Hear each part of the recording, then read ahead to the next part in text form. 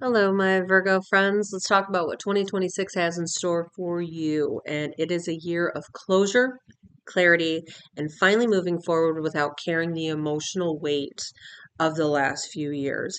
Now, you've been in the middle of a powerful eclipse cycle starting in 2025, connected to your identity, your relationships, and your sense of responsibility. And this year, that cycle completes. This 10-year cycle finally completes, and you're ready to step into certainty from the chaos, and there was relief. And 2026 is really about integration, taking everything you learned, everything you've released, and finally building a life that feels sustainable, grounded, and aligned with who you are, not just productive. So let's kind of get into it, and we'll go bit by bit. But first we're going to really focus on this eclipse cycle ending. So let's start with the most important piece, right? That eclipse cycle involving Virgo and Pisces. It's finally wrapping up. This is that 10-year cycle. Eclipses are really turning points for us. They accelerate growth, endings, and they usher in really good new beginnings, often before we're really consciously ready for that.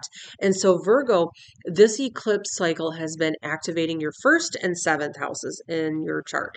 So, that's your identity and your relationships, and then finding the balance between self and others. So over the past 2 years, as this eclipse cycle has been happening, you've been asked to redefine who you are without defining yourself by the service that you give, the work that you do, the sacrifice that you give, or fixing everyone else. So you've been learning where you end and where other people begin in that relationship area, right? Now, in 2026, the final Virgo related eclipses help you to close that chapter. You're no longer meant to question your worth, overanalyze your role, or carry relationship guilt. This is your year to just stop negotiating with your own boundaries, and that's okay. And so when these eclipse cycles happen, let me double check here. Okay, September 10th. And then we also have, well, that's not the eclipse. I'm sorry. The eclipse is on March 3rd, but your new moon is on September 10th. So that's important too. But the full moon Virgo eclipse that happens, this really wraps that up March 3rd. So now let's talk about Uranus in Gemini and how that impacts your career house. So let's move into career. So this is a major shift, right? It takes Uranus 80 years to move around the sun. So it's landing in a place it's never been in your chart. And as it moves into Gemini in 2026, this begins a 7-year cycle that really activates that house of life purpose, direction, visibility, legacy, career. Uranus is the planet of disruption, innovation, and awakening. And so it shakes loose things so you can live more authentically. Now, your 10th house, when Uranus get there, it says the old career path just doesn't fit anymore. This doesn't mean chaos, it means evolution. So you may change careers or industries. You may redefine what success means to you. You might step into a more visible role. You might be working with technology more, media, education, online platforms, and you may be recognizing that balance between home and family that's on the other side of the chart that opposes that. Your work needs to feel more mentally stimulating and flexible, not rigid or draining. And if your career path feels stale, 2026 is when you start asking better questions instead of forcing yourself to stay. You're ready for something that fits more true to you. Now, as Jupiter moves into Cancer, it's the planet of growth, opportunity, and expansion. And so it wraps up its cycle in Cancer from January until June. And then Jupiter moves through in your 11th house. So now we're going to focus more on friends, communities, the groups that you surround yourself with, because this directly impacts that house of work as well, too.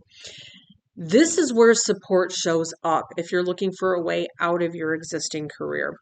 Virgo, this is important for you because you're learning not just the groups that you surround yourself with, that you don't have to be alone with any anything really. Jupiter here brings new friendships, people that are more aligned with you, helpful connections, collaborative opportunities, and a reminder that community can feel safe and it can be fitting for who you are, right? Maybe you've started to recognize where old friends no longer have grown with you and you're ready to move into groups that fit with you.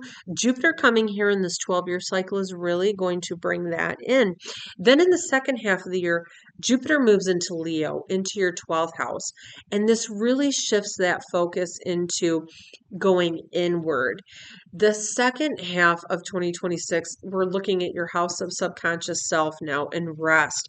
And it's about spiritual growth. It's about healing. It's about having that reset and releasing old subconscious patterns.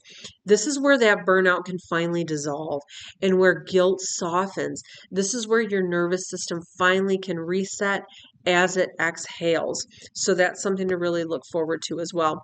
Now, in terms of finances, we got a couple of different things. First thing, we're going to talk about um, the eclipses, right? They've been working over the past couple of years in this 10-year cycle, how, eclipses do, on resetting you. Now it's working on your financial sector, that second house of finances, money, what you do to make your money, and how much you believe you are worth and your skills are worth.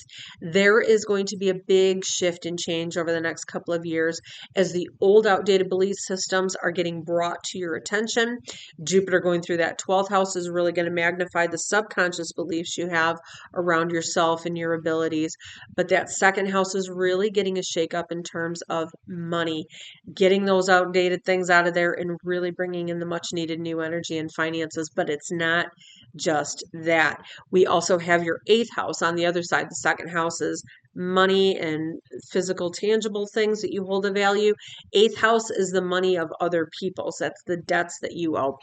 And Saturn and Neptune, both these slow moving planets, as they move into Aries, they're activating your eighth house. Now, let's think about that here. The eighth house, like I said, it governs shared money, emotional intimacy, trauma healing, power dynamics, trust goes into that as well too. And so when we have Saturn um, and when we have Saturn leaving here, it brings maturity, it brings responsibility. Neptune brings sensitivity and spiritual awareness. Um, now that we have that happening there together, they ask you to uh, to really heal financial debts, emotional dependency. Take ownership of your healing. Create energetic boundaries. You stop absorbing other people's emotional messes, and this is deep work, but it's also very, very liberating. Now remember, this is also a 7-year cycle, so you're really focused on that financial freedom, right? You're really focusing on that. And now that these eclipse cycles are really going to be working with you to let go of those belief systems that get in the way of the finances, right? This is a huge thing. This is going to be a huge time frame where we've got Jupiter and the eclipses working in those 12th house areas to clear out the beliefs, to clear out the karmic clutter, to clear out the karmic contracts that you have with others that keep you stuck in financial situations that no longer work, carrying on their debts. You're ready to break free of that, and you're ready to step into a little bit more authentic financial beliefs and believing your value, not just in money, but in relationships, what value you bring in general. So, Virgos, I think, let's, we already talked about your moons. We already talked about the eclipses. So now they're going to be working in that 12th house and the 6th house. They're working very much so in clearing out that subconscious malarkey that's getting in the way of the finances and everything that's trying to come through there. But it's also over here in that sixth house of what you do for your day-to-day work, which connects here with that 10th house with everything with Uranus moving through in there as well, trying to bring you a career path that's more authentic for where you are now. We talked all about that. Eclipses are very important, and that connects with all these other planetary things.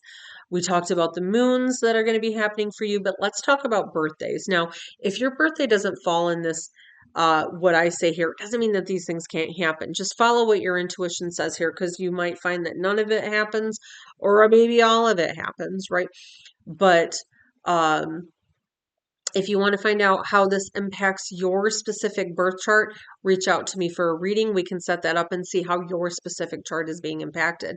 If this is a year where you find as Jupiter goes through and you're going through that house of the subconscious self and spiritual cleansing and clearing, Jupiter going through there is really going to be pushing you this year to start learning more about metaphysics, about how the universe really works. And if astrology falls into that and you want to start utilizing it more in your life, I created a 2026 astrology workbook. And it's really cool because it's got a astrology 101 in plain English, explains how it works, how to apply it to your birth chart and understand it a little bit better. But then I also go month by month and I talk about the major planetary influences, the new moons, the full moons. I have journal prompts for each of these so you can apply it to your specific chart and really start utilizing astrology for what it is. It's a roadmap. It helps us to just understand ourselves and the world around us better. So anyway, whatever, back to birthdays. Um let's look at that. I got to kind of scroll ahead. Okay, September 8th to the 23rd, Jupiter is going to be making a very awesome connection to your sun. So step outside of your comfort zones, say yes to life, and just reap the rewards of being comfortable with getting into uncomfortable situations. September 19th through the 23rd, Saturn's going to be opposing your sun. So stretching responsibilities, uh your boundaries, being discerning, it's going to be important. Saturn likes for us to have limits and structure and boundaries and orders. And when it squares, when it not squares, but when it opposes our sun like that, it's going to be a year where you feel like you're being tested a lot, where people are going to be trying to push on that old version of you where you always were the first and the last to leave. You were taking on more responsibilities. You were always of service. It's going to test that to see how well your new way of being is. It's okay to have limits. It's okay to have boundaries. And Saturn this year is really going to be testing that for you. Now, if your birthday is just September 23rd, just September 23rd, just only this one, Neptune is going to be opposing your sun. And Neptune is that planet of mysticism. So you may find that this is a year where themes of uh, spirituality, creativity, rest. Those things are really coming to the surface. That thing that I talked about before. You're really resetting that subconscious mind this year. And as a result, sometimes Neptune has this feeling of like, I am in the fog. I don't know who I am, where I'm going. That's okay. It's helping you to clear that clutter out. So this wrapping up the eclipse cycle can really help you to stand in that energy of who you are and where you're going. Now, I think in general, right, Virgo, 2026 is a year of freedom, experimentation, self discovery. So embrace that change. Plan carefully. Don't forget to rest. And your growth depends on balancing action with reflection. So, everybody, thank you so much for watching, and we'll see you next time.